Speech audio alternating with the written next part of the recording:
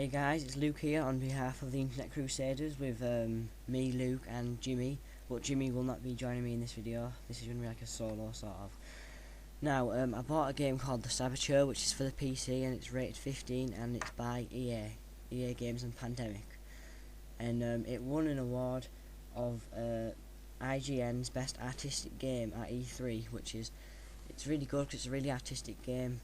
So yeah, I just thought I'd review it. Now, the story of this game is about a pretty cool Irishman who smokes, drinks and swears, like every word he says is a swear word, called Sean. And him and his brother own like a racing car thingy, and the boss of it picks Sean to drive the car.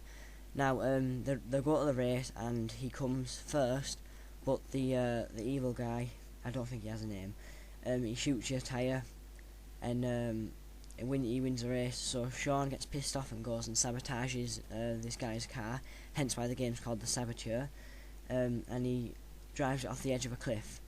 Now this evil German guy takes it far too seriously, so he kidnaps you, takes you to a warehouse, you and your brother Jules, and he thinks you're a spy. So he says to you, Sean, he says if you don't tell him anything about the spies and all that, he'll shoot you. But instead of shooting you, he shoots Jules, and it's quite it's like the cutscene makes you actually feel what Sean feels, sort of. So yeah, so Sean manages to get escape from that warehouse place without getting killed, and so the game's based about getting revenge on the Nazis, and in the end finding that horrible German bastard and killing him. Now the whole aspect of this game is pretty different because it's really artistic as it's won the award.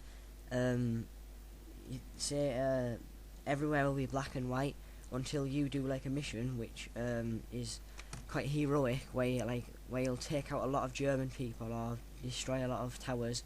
People will be inspired by your actions, and then that area of the town or the city where you are will turn to colour.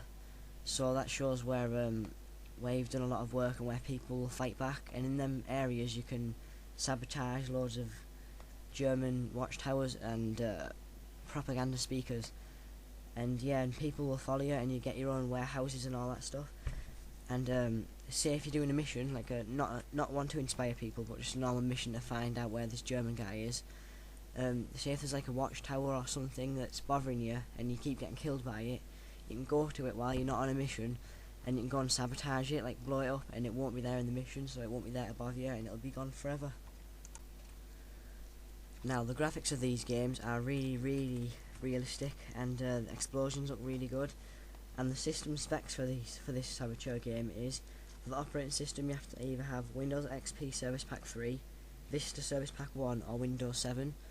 A processor you have to have a dual core 2.4 GHz or faster, which is that's just that's alright, but it is a really good game. You have to have 2 GB of RAM, that's quite good, considering it'd be pretty shit if you have to have 3 GB of RAM. You have to have 8 GB of hard drive space.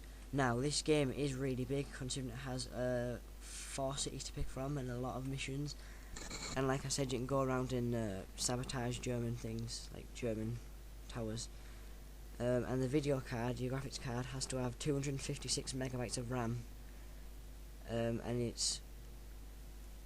it can support Pixel Shader 3. Now that's quite good, considering that I've got a pretty old game called Broken Sword, and the graphics on that are quite good, but not amazing, and that's 256 MB of video memory, so it's quite low system requirements. So the graphics of these games are really good. It looks cool in black and white, and it looks cool in colour, and everything looks so real, and the textures are like picture perfect. Right, the soundtracks of this game features old 90s music, 80s music, not 90s or 80s, sorry, 50s music, like 1910s to 1950s music of French music. So some of these most of the music in this game is actually real, so you'll know, like you'll probably click and think I've heard that song before.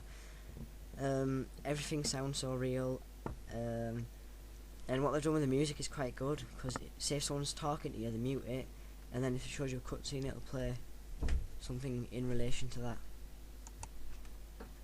Right, so overall I'd rate this game about 8 out of 10 because it features good graphics, and it's different in the way of it goes to black and white to colour, and you can sabotage things previously before missions to maybe help you do it.